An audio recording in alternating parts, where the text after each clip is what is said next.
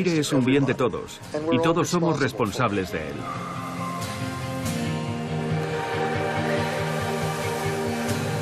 El aire limpio no es negociable. Necesitamos aire limpio y lo queremos, aunque también queramos desarrollo. Es una situación de emergencia sanitaria comparable con otras catástrofes. Que mueran 7 millones de personas son muchas muertes, más que las provocadas por otras enfermedades y factores de riesgo. Cada año de inacción y espera conlleva a escala planetaria una cantidad de muertes y enfermedades absolutamente escalofriante.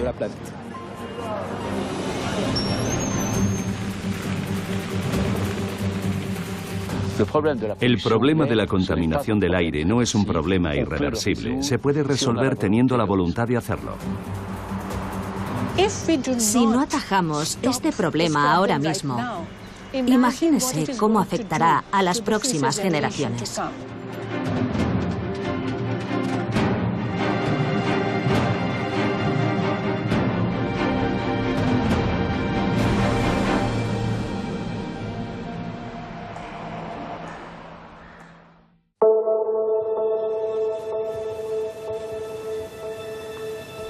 La contaminación del aire es un asesino en serie, cuyas víctimas son invisibles. 7 millones de muertes prematuras al año, según la Organización Mundial de la Salud. Una cifra corroborada por datos científicos muy concretos. Sus agentes letales son los gases y las partículas finas, despedidos a la atmósfera por la actividad creciente de las fábricas, la calefacción urbana o el transporte por carretera.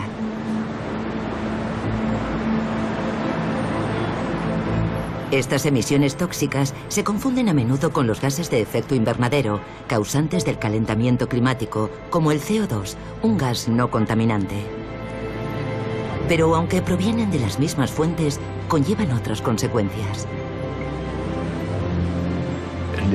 Los efectos del cambio climático se manifestarán con mucha intensidad a lo largo de las próximas décadas.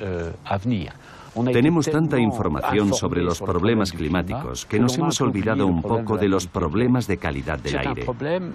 Es un problema a muy corto plazo, un problema que se plantea desde hoy mismo porque afecta nuestra salud, porque en el fondo afecta a la gente de hoy.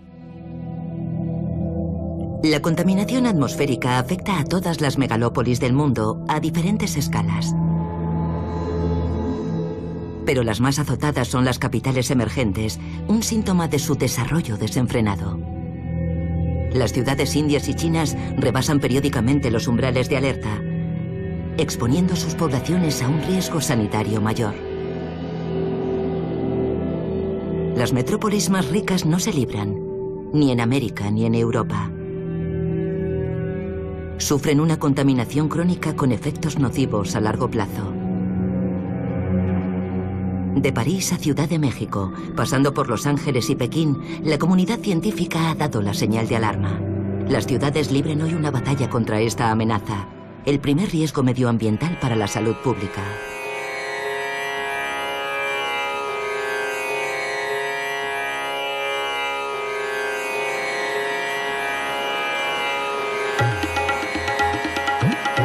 Bienvenidos a Nueva Delhi, la ciudad más contaminada del planeta según la Organización Mundial de la Salud.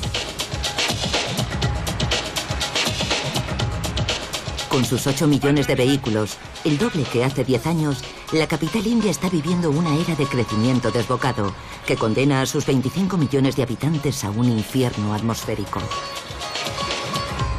Hay días en los que la concentración de partículas finas en el aire supera 100 veces las recomendaciones sanitarias de la OMS.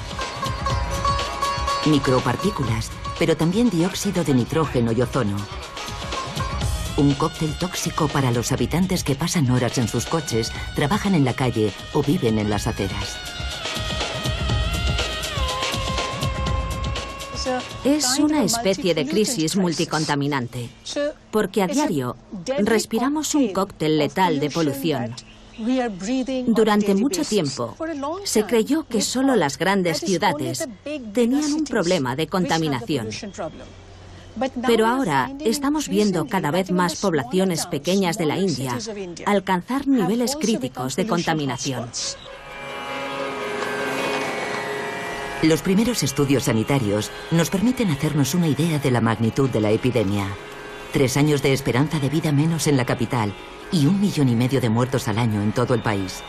Y es que la amenaza se propaga más allá de las ciudades de la India a las regiones más pobres.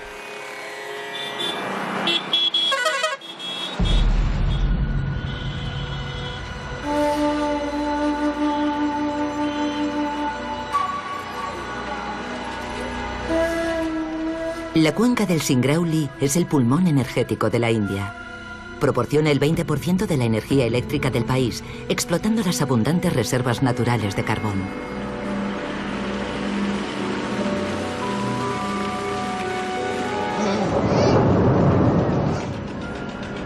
Con sus centrales eléctricas y sus minas desarrolladas a marchas forzadas en los últimos 40 años, Singrauli se ha convertido en una región maldita.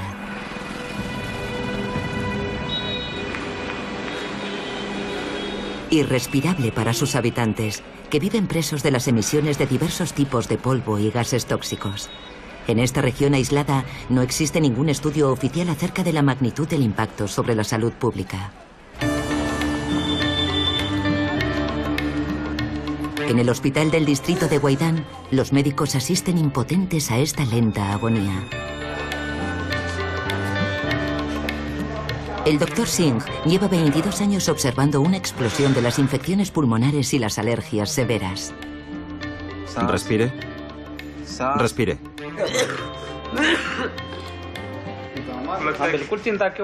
Estoy preocupado. ¿Cómo no voy a estarlo? Somos pobres, no sabemos cómo tratarlo. Tenemos muchísimo miedo. El médico está indignado por el estado de los pulmones de sus pacientes. A lo mejor los habitantes de Nueva Delhi pueden respirar todo el humo de coche que quieran, pero en Singrauli, por lo menos, no tenemos pulmones de acero. En todas las autopsias que hemos hecho en la región, ya estuvieran enfermos o no, los sujetos siempre presentaban partículas de carbón en la superficie de la pleura. Nuestros pulmones están infectados. Cuando voy caminando al trabajo por la mañana, las partículas han caído con el rocío, y cuando corro, todas esas partículas se depositan en mis pulmones. En toda la región no hay un solo sitio seguro para caminar o correr. A pesar de los riesgos sanitarios, el gobierno prevé duplicar su producción de carbón en los próximos 5 años.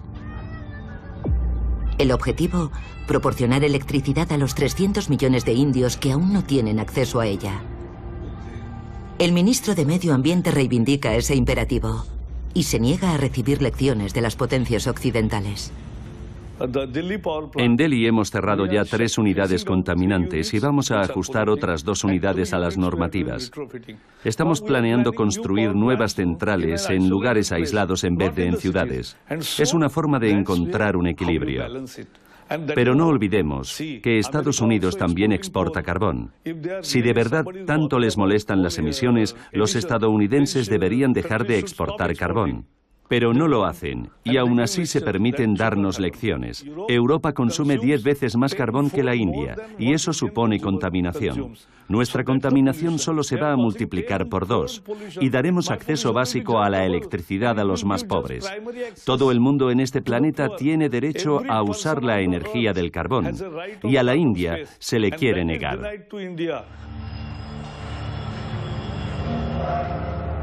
La contaminación que asfixia a los indios es la misma que la de la Europa de los 30 gloriosos, el periodo de rápido crecimiento económico de la posguerra.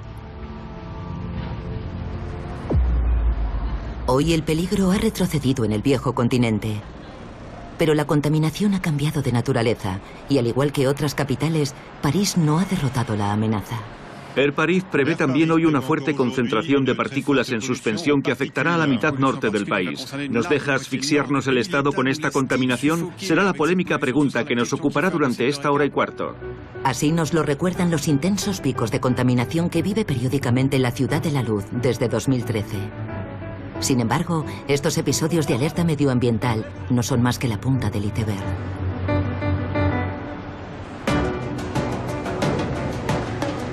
Los parisinos respiran mal todo el año. Un aire viciado que les hace perder 6 meses de esperanza de vida. La densidad del tráfico por carretera y la renovación del parque automovilístico diésel han amplificado el fenómeno de unos años a esta parte. Los ingenieros de Air Paris supervisan esta contaminación crónica. En este concurrido barrio, Karine Leye mide las concentraciones de partículas que los peatones inhalan a diario. Aquí el impacto es mayor. Debido a la densidad del tráfico lo pueden ver perfectamente y al número de vehículos.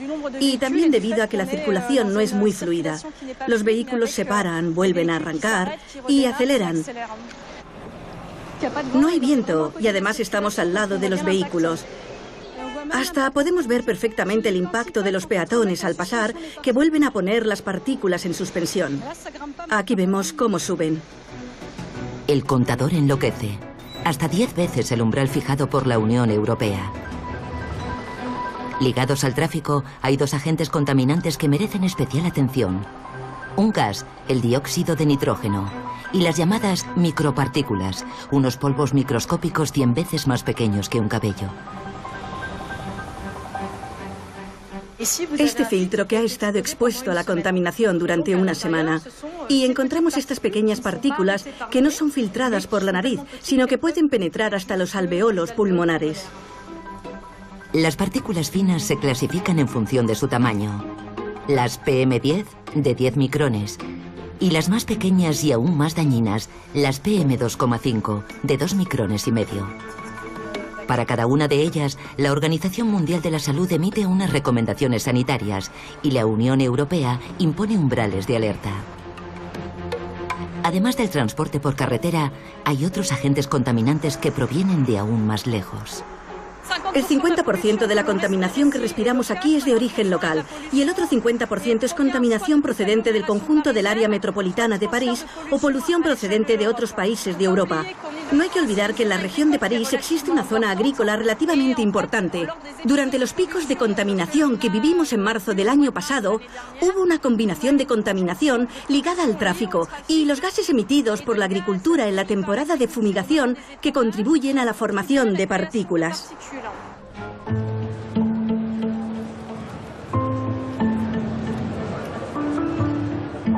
¿Cómo se fabrican estas nubes de contaminación que se ciernen sobre nuestras ciudades tanto en invierno como en verano? Los investigadores del Laboratorio Interuniversitario de Sistemas Atmosféricos estudian toda la complejidad química de la atmósfera gracias a esta máquina. Vamos a inyectar en esta cámara de simulación el mismo tipo de contaminantes presentes en la atmósfera, por ejemplo, en una calle de París o en la zona metropolitana de una gran ciudad. Hoy, el equipo de Jean-François Dusan está reconstruyendo artificialmente un pico de contaminación de verano. Los químicos inyectan en esta cámara aire puro, humedad y 2 de los llamados contaminantes primarios que se forman todos los días en nuestra atmósfera. Te lo dejo así, Eduard, sincronicemos. Un componente del humo despedido por los coches, el xileno, y un gas que también producen los automóviles, sobre todo los diésel, el dióxido de nitrógeno. Adelante, Eduard. Solo falta simular el efecto del sol con estas lámparas para que se produzca la reacción química. Dura varias horas. Es un experimento totalmente invisible, pero para entenderlo mejor lo hemos reconstruido. Bajo el efecto del viento, los contaminantes se dispersan, pero sobre todo se mezclan y bajo el efecto del sol se transforman. De esta forma, los contaminantes inyectados crean nuevas sustancias, los llamados contaminantes secundarios. Son partículas finas y un gas, el ozono. Surgen nuevos gases, generalmente mucho más tóxicos y más irritantes, y nuevas partículas que son cancerígenas. Son sustancias que plantean muchos problemas. La atmósfera es un inmenso reactor químico. Cada día inhalamos gases y partículas primarias. Pero cuando se transforman, padecemos en invierno picos de contaminación de partículas secundarias, fruto del tráfico por carretera, la calefacción y la fumigación agrícola. En verano vivimos episodios de contaminación de ozono ligados al calor. Cuanto más se mezclan las fuentes y los contaminantes, más difícil de combatir es el fenómeno. Los picos de contaminación forman una nube fotoquímica en nuestras ciudades. Son como una tapadera que cubre la parte baja de la troposfera, la capa de la atmósfera en la que vivimos.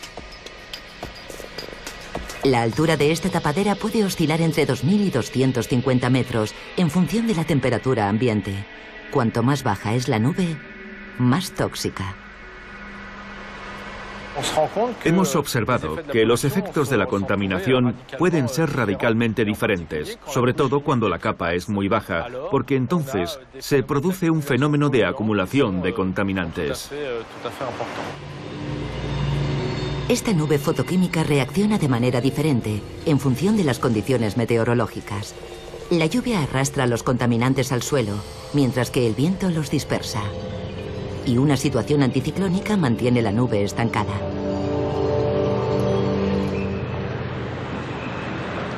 De Ciudad de México a Los Ángeles se ha globalizado un neologismo. El smog, mezcla de smog, humo y fog, niebla. ¿Cómo contaminan estos agentes nuestro organismo? De 10 años a esta parte, los investigadores han estado acumulando pruebas. Desde estudios epidemiológicos hasta experimentos con animales, pasando por la investigación más puntera.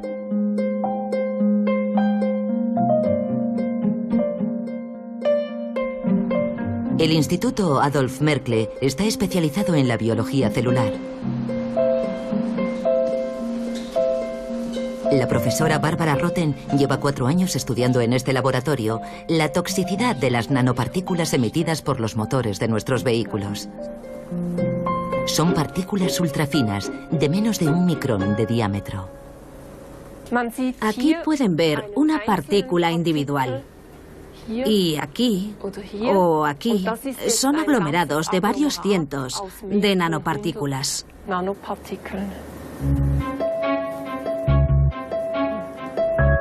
Dentro de este racimo de partículas, un cóctel de componentes altamente tóxicos. Estos polvos microscópicos libran una batalla sin cuartel para alcanzar el corazón de nuestro organismo. Las partículas de mayor tamaño, las PM10 de 10 micrones, son bloqueadas en nuestras fosas nasales por los pelos y las mucosidades. Pero las más pequeñas, las PM2,5, son más peligrosas. Su contenido químico se metaboliza más fácilmente y alcanza los pulmones y los alvéolos pulmonares, la zona de intercambio con la circulación sanguínea. Se sospecha que las nanopartículas, aún más finas, de menos de 1 micrón, pueden atravesar las membranas de nuestros vasos sanguíneos para acceder a nuestro corazón y hasta nuestro cerebro. ¿Cuál es el mecanismo por el que estas nanopartículas propagan su potencial tóxico? Para entenderlo, Barbara Rotten ha creado un modelo de pulmón artificial in vitro gracias a un cultivo de células humanas. Concretamente células epiteliales, que tapizan nuestros alvéolos pulmonares y células inmunes con funciones defensivas. En un laboratorio cercano, este modelo de pulmón in vitro es expuesto a los gases emitidos por un motor de gasolina y un motor diésel. El diésel es el que más partículas emite, y los filtros de los motores más recientes dejan escapar las más finas. Tras solo 6 horas de exposición, las células han sufrido daños. Se comparan con unas muestras que no han sido expuestas. Aquí aparecen en color verde fluorescente.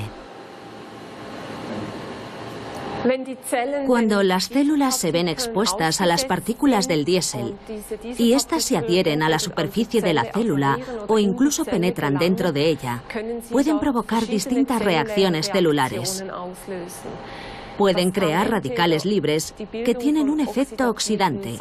Pueden provocar reacciones inflamatorias o incluso una reacción en el propio núcleo de la célula que podría modificar su ADN, su material genético.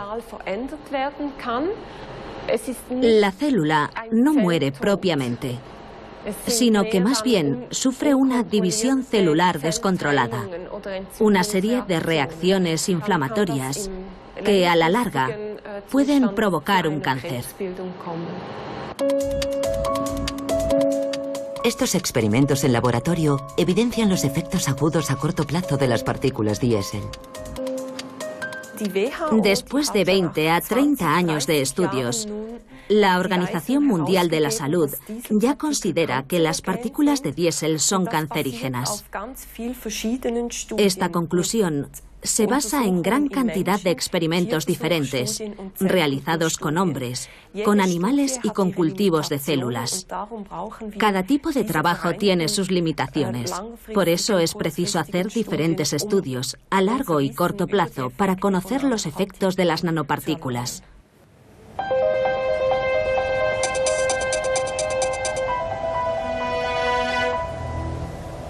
Todos los estudios concuerdan. La contaminación del aire acorta nuestra esperanza de vida. Las investigaciones se aceleran. Los científicos han llegado incluso a hacer visibles los efectos de la contaminación en nuestro organismo. En Sao Paulo se está llevando a cabo un experimento único en el mundo desde hace más de un año. El profesor Saldiva trabaja con cadáveres. Este patólogo se ha propuesto determinar cómo la contaminación puede acelerar una enfermedad y provocar la muerte. La autopsia nos permite, sobre todo, acceder a todos los órganos.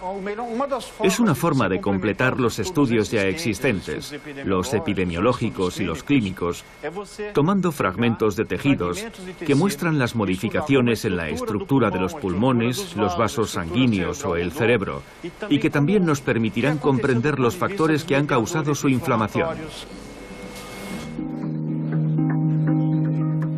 Tras la autopsia, los pulmones son extraídos y sometidos a un examen exhaustivo.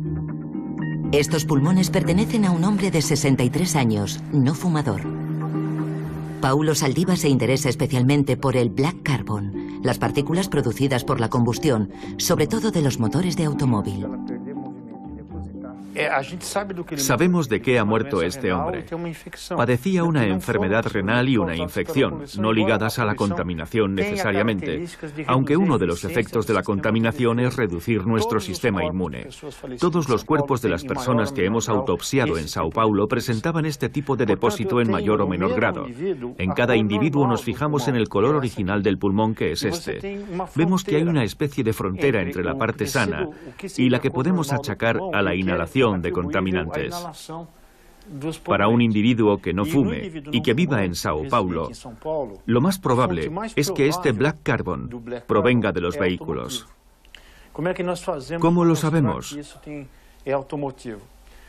Porque cada partícula tiene una firma, una huella digital. Y en Sao Paulo los principales marcadores son el zinc, el manganeso, el aluminio y el hierro. Tratará de identificar esos marcadores gracias a una serie de análisis químicos realizados en los tejidos pulmonares. Explorando más de 2000 cadáveres e investigando el modo de vida y el historial médico de cada persona fallecida. De esta forma, espera que podrá evaluar el impacto de la contaminación sobre un individuo a lo largo de su vida y propiciar una toma de conciencia.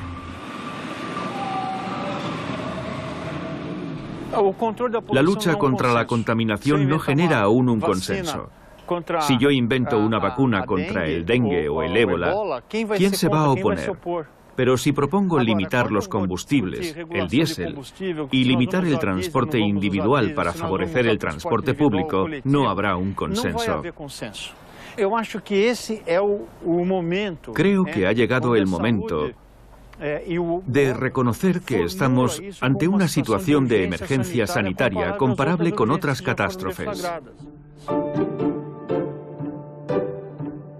La OMS lleva varios años haciéndose eco de estos estudios científicos y fijando normativas sanitarias sobre la contaminación del aire.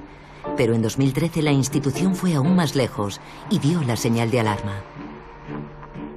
La Organización Mundial de la Salud, que depende de la ONU, ha decidido clasificar la contaminación de la atmósfera, la contaminación del aire que respiramos a diario, entre las causas directas del cáncer.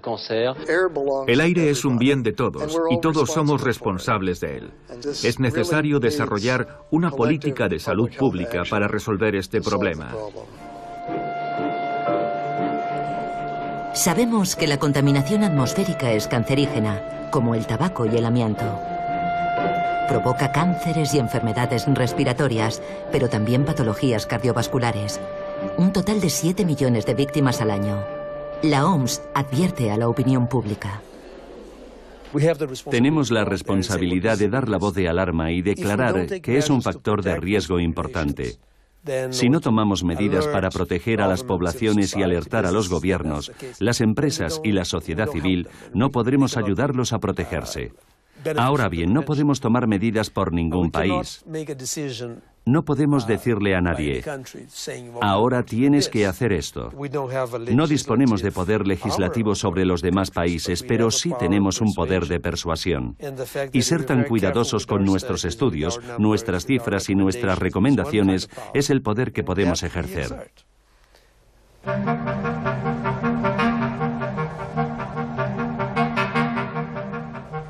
Hasta ahora, los estados han sacrificado el medio ambiente en el altar del crecimiento. ¿Cómo combaten esta plaga? Hoy, todas las miradas están puestas en un país, China.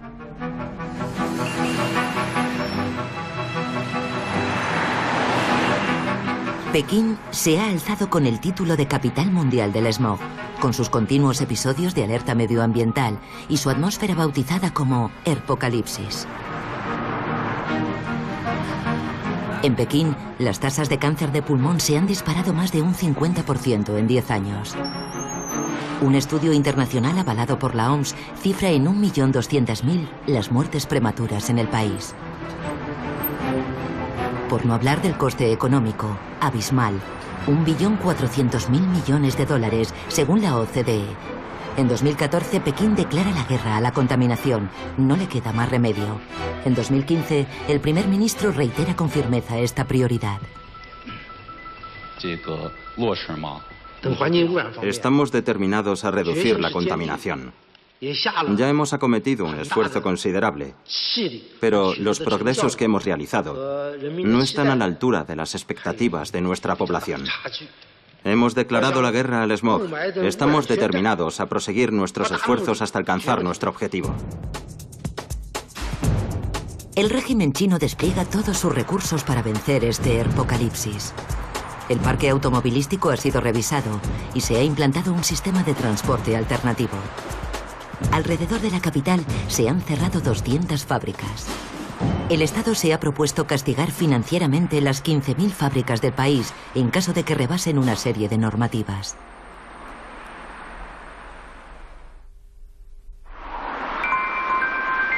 Dos años más tarde, los resultados siguen siendo insuficientes. La corrupción y las reticencias de las provincias chinas ralentizan el proceso. Así lo reconoce el profesor Hao Jimin, uno de los científicos más prestigiosos del país. En ciertas regiones hay mucha corrupción. Todavía no se hace lo suficiente para controlar la aplicación de la ley. El gobierno está dispuesto a combatir la corrupción, pero la toma de conciencia es un proceso largo. China se debate entre la determinación y la constatación de su impotencia. ¿Cuánto tiempo le llevará derrotar la contaminación? Mejorar la calidad del aire en China llevará tiempo. Quizá alcancemos la normativa de la OMS en torno a 2050. Francia todavía no ha alcanzado ese objetivo. Estados Unidos tampoco. Alcanzar la normativa en 2050 es dentro de 35 años. Habrá más de una generación de chinos que deberá vivir en un entorno tóxico. ¿Están preparados para eso? Ustedes, los franceses, no han alcanzado esos niveles en 2 generaciones. Y sin embargo, parecen felices. La sociedad china se ha cansado de asfixiarse y se ha sumado a la lucha medioambiental. En marzo de 2015, el estreno de un documental marca un punto de inflexión. Lo firma Chai Jin, una conocida periodista que se ha convertido en el mascarón de proa de este combate. Ha organizado pases públicos de fragmentos de su película en las calles de Pekín. En ellos, critica el laxismo de los gobiernos locales y acusa a las empresas de contaminar con total impunidad. Este olor de dióxido de azufre proviene del humo. No puede ser. Esta contaminación no está controlada. Están contaminando la atmósfera. ¿Por qué no utilizan filtros? Sí que los utilizamos. Entonces, ¿por qué hay tanto humo? El documental tiene un éxito enorme. Más de 200 millones de visitas en las redes sociales en apenas unos días. Preocupadas por los comentarios de los internautas, las autoridades no tardan en censurarlo. Creo que la difusión de su documental debió de recibir algún tipo de apoyo por parte del régimen. De lo contrario, jamás habría tenido la posibilidad de difundirlo en tantas plataformas. Pero es fácil de comprender por qué. En cuanto empezó a tener más repercusión, el gobierno sintió la necesidad de censurarlo. Si al gobierno se le va de las manos, si no ataja esa ola de indignación, los ciudadanos podrán empezar a plantearse una pregunta: ¿quién es el responsable? Si el gobierno no logra proteger a su pueblo y resolver los problemas medioambientales, puede perder toda credibilidad.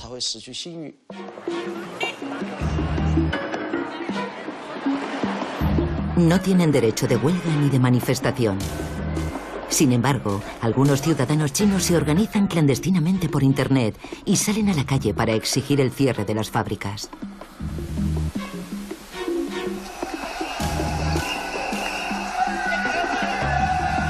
A veces, estos actos espontáneos, pero frecuentes, logran doblegar a las autoridades. Pekín no puede seguir ignorando que su guerra contra la contaminación se ha convertido en una cuestión de estabilidad social. Pero, ¿qué medidas han tomado otras megalópolis que se enfrentaron a la misma crisis medioambiental hace 25 años?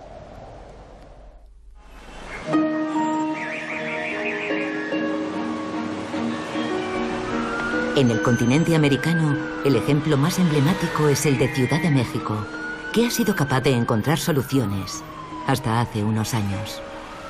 Como sabrán, Ciudad de México es la ciudad más contaminada del mundo. La situación se ha vuelto tan catastrófica que el gobierno ha tenido que renunciar a abrir los colegios.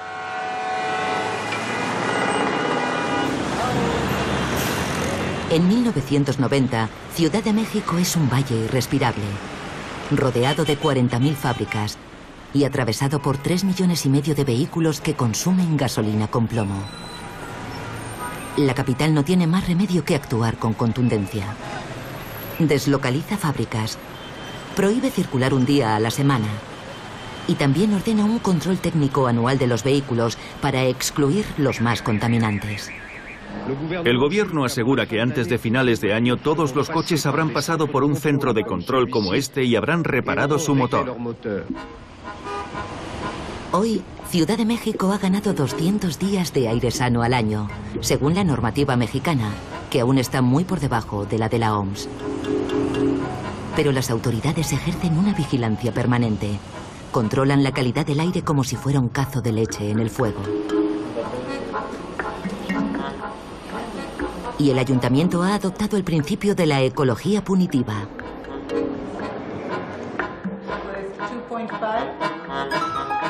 La política pública que hemos implementado en los últimos 20 años han permitido tener una tendencia hacia la baja. El gran reto es continuar esa tendencia hacia la baja. ¿Qué tenemos que hacer? Asumir el costo político que muchas veces esas decisiones no populares implican, pero que para eso estamos aquí en estos cargos públicos, para tomar esas decisiones responsables que en el mediano y largo plazo nos beneficien a todos. Pero, tras 25 años de esfuerzos, los mexicanos se han hartado de los sacrificios que se les exige. Los inconformes con las modificaciones al programa Hoy No Circula protagonizaron una riña contra elementos del Cuerpo de Granaderos del Distrito Federal. En el verano de 2014 se manifiestan contra la prohibición para los coches de más de 15 años de circular los sábados, castigada con multas de más de 200 euros. Pero sobre todo, el ambicioso plan de Ciudad de México se ve frenado por otra enfermedad que gangrena el país, la corrupción. Constancio Rodríguez es taxista y conoce los trucos de los mexicanos para sortear las leyes. Porque un policía agarra a uno que no está circulando, que no debería circular, y lo primero que hace es pedirle dinero y ya lo deja circular. Le dan una clave en el cual pueda circular ya todo el día y no hay ningún problema. ¿Podrá la ciudad superar este bache? Entre la mala praxis y la urbanización tentacular, la contaminación vuelve a alcanzar niveles alarmantes en Ciudad de México. La capital tiene que acceder a una nueva fase. Y la esperanza viene de los nuevos líderes medioambientales. Marta Delgado encabeza la campaña para imponer las ecobicis. Su objetivo es convencer a los mexicanos de su uso y también exige a las autoridades soluciones de transporte sostenibles.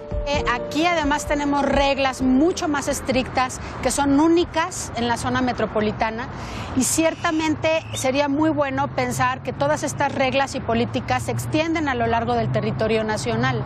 En la Ciudad de México, los habitantes de la ciudad pienso que han hecho suficientes esfuerzos. Necesitamos pensar en otro tipo de medidas que puedan hacer que la población encuentre el transporte público más conveniente. Hay que poner las soluciones que son convenientes para las personas. No solo esperar a que las personas tengan una conciencia de los problemas muy diversos que tiene la sociedad. Problemas de salud, de economía, de civilidad, de urbanismo, de limpieza, de ecología. Es pues toda una campaña cultural, una revolución cultural que necesitamos tener. Ciudad de México está contra la espada y la pared. Dentro de 10 años, el 80% de los mexicanos vivirá en las ciudades, una perspectiva que amplía el desafío ecológico.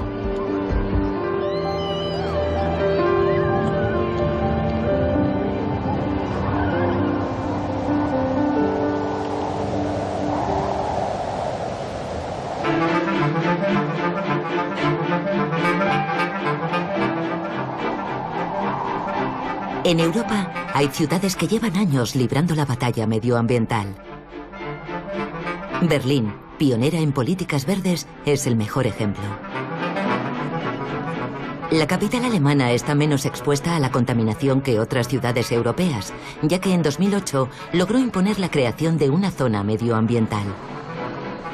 Un centro protegido al que no pueden acceder los coches más contaminantes. Si no tienen esta pegatina, los automovilistas se exponen a una multa de 40 euros y a perder un punto del carné. Martin Lutsch es uno de los arquitectos de este plan anticontaminación. Aquí es donde empieza la zona medioambiental. Tras 8 años de vigencia, Berlín no sabe aún cómo cuantificar el beneficio sanitario para sus habitantes, pero hay cifras que hablan por sí solas. Las partículas de diésel han disminuido en un 50%. Es solo uno de los tipos de partículas finas para los que tenemos umbrales de alerta. Y la concentración total de partículas ha disminuido en un 10%. Es una cifra considerable, ya que no existe casi ninguna otra medida aislada que tenga un efecto semejante. Es decir, que hemos contribuido de forma significativa a proteger la salud de la población urbana. La capital alemana aspira a alcanzar la normativa europea antes de 2020, pero aún le queda camino por recorrer. Las tasas de dióxido de nitrógeno siguen siendo elevadas. La razón es que tenemos muchos más vehículos diésel que antes. Por desgracia, estos vehículos, sobre todo los de última generación, emiten mucho más dióxido de nitrógeno que el que sugieren las normativas europeas.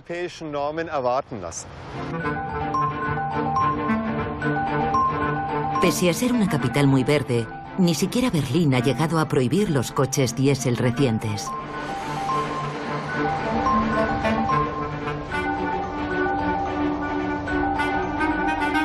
Sin embargo, sí hay un país que concentra todas las críticas a este carburante cancerígeno según la OMS, Francia. Es el país más dieselizado del mundo. pero en noviembre de 2014 estas declaraciones parecen marcar un antes y un después. Ha sido un error decantarse por los motores diésel durante tanto tiempo. Hay que corregir progresivamente ese error con inteligencia y pragmatismo. Desde este discurso, ¿qué medidas concretas ha tomado el Estado francés? Tras ser interrogados por una comisión de investigación parlamentaria en junio de 2015, los fabricantes de automóviles están en el punto de mira. Christian Chapelle, ¿jura usted decir toda la verdad y nada más que la verdad? Diga lo juro. Lo juro. Según ellos, sus nuevos motores diésel son tan limpios como sus motores de gasolina, una versión más que discutible. Los test de contaminación de todos los vehículos europeos se realizan en laboratorio, por lo que no reflejan las condiciones reales de conducción. Todo se ha vuelto aún más opaco en septiembre de 2015, tras destaparse el escándalo de Volkswagen, que manipuló los niveles de contaminación de sus motores. Las ONGs reclaman más transparencia. A falta de test más robustos, no creemos a los fabricantes diciendo que sus vehículos diésel son limpios. Con estos niveles de dióxido de nitrógeno, los vehículos diésel no son la panacea. Ha habido varios intentos en ese sentido por parte de laboratorios independientes a nivel internacional. Concretamente, los servicios de la Comisión Europea con sede en Italia, que muestran que los vehículos Euro 6 diésel, los más recientes, emiten una media de 8 veces más en la realidad que en el ciclo homologado. Ségolène Royal, ¿jura usted decir toda la verdad y nada más que la verdad? Levante la mano derecha y diga lo juro. Lo juro. También comparece la ministra de Ecología, Ségolène Royal, quien confirma públicamente que los diésel siguen siendo contaminantes. Pero de ahí a prohibirlos hay mucho trecho. Gracias, señora ministra. Señora ministra, no ha contestado a mi pregunta sobre los motores diésel. ¿Sobre la prohibición de los motores diésel? Dos cosas. A día de hoy no podemos prohibir los motores diésel de la noche a la mañana, puesto que año tras año hemos estado animando a la gente a comprar vehículos diésel. Así que debemos ser sensatos, pragmáticos y estudiar la realidad de los hechos. En segundo lugar, tenemos que saber lo que queremos. Podemos decir que, efectivamente, hay 40.000 muertes prematuras debidas a la contaminación, pero entonces hay que tomar medidas mucho más radicales. ¿Cómo puede ser que haya autobuses diésel en París y que haya taxis diésel en París? ¿Nos dicen que hay entre 20.000 y 40.000 muertes prematuras? Pues se acabó. Decretamos que a partir de ahora los taxis y los autobuses serán eléctricos. ¿Por qué va todo tan lento? Así que todos somos corresponsables de la situación. A mí me parece bien la ideología antidiésel. Y es cierto que el diésel es contaminante. Pero, al mismo tiempo, no basta con proclamarlo. Hay que tomar medidas. La ministra achaca la responsabilidad a las ciudades. Sin embargo, es el Estado francés el que ha de responder ante Bruselas por no respetar las tasas límite de calidad del aire. París intenta dar ejemplo tomando la iniciativa. La alcaldesa se compromete a liberar la ciudad de todos los vehículos contaminantes antes de 2020. ¿Quién está a favor? ¿Quién está en contra? ¿Alguna abstención? Muy bien, pues sí, esto se merece un aplauso. A partir del 1 de julio de 2016, el centro de París será una zona de circulación reducida, siguiendo el ejemplo de Berlín.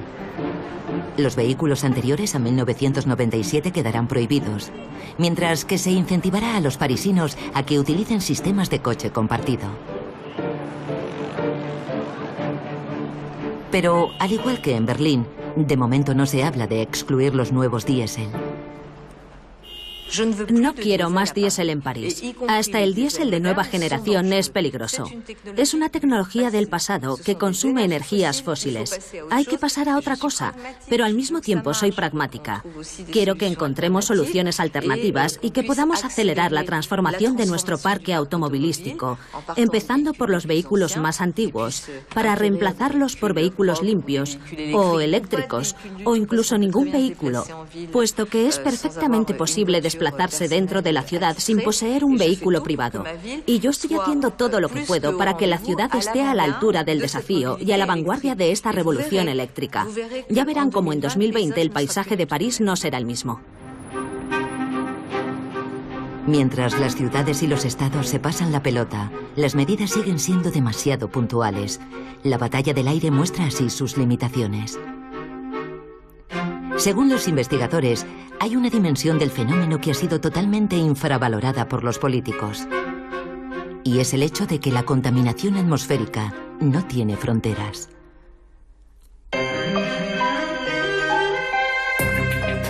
La prueba científica nos llega de la mano de los satélites, verdaderos escáneres de la atmósfera. Miden varias veces al día el transporte de penachos de gas y partículas por todo el planeta. Los contaminantes se exportan de un país a otro. En Europa, por ejemplo, Francia puede recibir una parte de la contaminación alemana, que a su vez procede de Polonia, y viceversa, dependiendo de las corrientes aéreas y la intensidad de los episodios.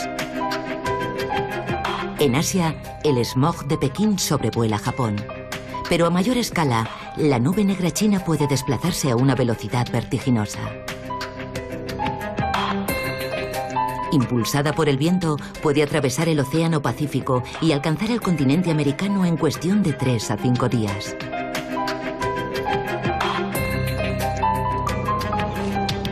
En Boulder, verdadera meca del clima y la química atmosférica, los investigadores llevan varios años estudiando este fenómeno. El equipo de David Edwards sigue el rastro del ozono, un gas nefasto para la salud y los cultivos. Estamos viendo cada vez más el impacto de la contaminación que recorre largas distancias. Podría representar un pequeño porcentaje, un 5%, pero hay estudios que sugieren que podría ser de hasta el 10%. Por ejemplo, en el caso de las tasas de ozono observadas en la costa oeste de Estados Unidos, que procederían en parte de China.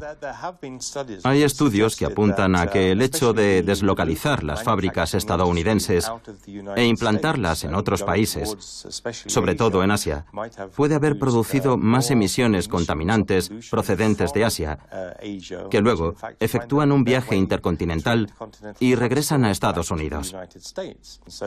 De ser así, sería una situación bastante irónica.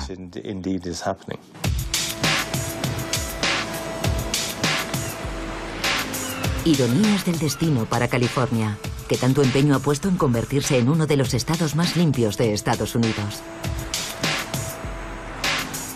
California aplica al pie de la letra la Ley de Aire Limpio, la ley sobre calidad del aire más restrictiva del mundo. En Los Ángeles, todo un símbolo de éxito medioambiental en los años 90, las concentraciones de ozono y partículas finas vuelven a estar al alza. En el Valle de San Joaquín, en el centro de California, la nube china ha levantado ampollas.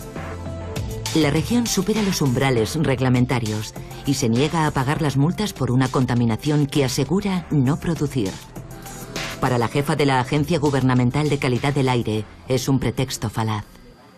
No estoy diciendo que debamos ignorar este fenómeno, pero a veces me preocupa que algunos industriales o que algunas autoridades locales puedan decir, bueno, ¿qué le vamos a hacer? No es culpa nuestra, todo es culpa de China, así que podemos ignorar la contaminación que estamos creando nosotros aquí.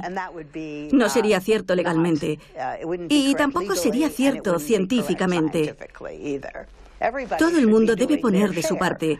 No hay un solo malo de la película en este asunto. Todo el mundo comparte la responsabilidad. Una contaminación atmosférica sin fronteras y sin policía internacional. No existe ningún tratado mundial, ni siquiera un índice común de calidad del aire. Frente a la emergencia, el prestigioso climatólogo Guy Brasser aboga por una gobernanza mundial de la contaminación del aire. Europa y Estados Unidos ya abordaron en su momento el problema de la contaminación y de la calidad del aire, y ahora tienden un poco a considerar que no es su problema, que es el problema de China, de la India y quizá de África el día de mañana. Pero los gobiernos deberían ver un poco más allá de la punta de su nariz y comprender que la contaminación en China y la India, aunque no sea de forma directa y visible, también será un problema a largo plazo para nosotros en Europa y en el continente norteamericano. todavía no hemos conseguido convencer a la clase política internacional de la necesidad de un gran acuerdo internacional sobre el problema de la contaminación. No se trata solo de decir a los países, no contaminéis. Se trata de ayudar a los países a desarrollar su economía, sus infraestructuras y su sistema industrial al tiempo que limitan sus emisiones. Y tenemos que ayudarlos. No podemos esperar 10 años más. Hay que hacerlo cuanto antes. Una emergencia cuya solución exige políticas globales y otras formas de producir y vivir en las ciudades. Los activistas llaman a una movilización planetaria como la que existe para el cambio climático. Para ellos, la batalla del aire apenas acaba de empezar. Es una batalla que no va a acabar porque para el año 2050 tendremos el 75% de personas viviendo en las ciudades. Y esto puede representar un gran problema, pero también importantes oportunidades y controlar y eficientar la forma de vida de la mayoría de la población mundial. Creo que tenemos que diseñar nuestras ciudades en beneficio de sus habitantes. La salud pública y la calidad de vida deberían ser elementos clave en las políticas en el entorno urbano.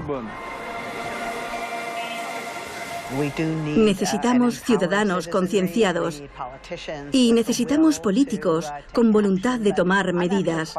Pero lo cierto es que soy optimista, porque creo que una vez la ciudadanía entienda la magnitud de este problema, tenderá a apasionarse por él.